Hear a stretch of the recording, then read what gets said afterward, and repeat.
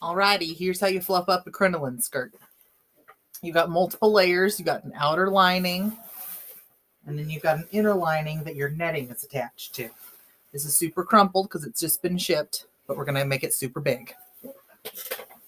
So here's how we're going to do it. We're going to take up the top level, and I'm just going to stretch this out as much perpendicular to the fabric as we can.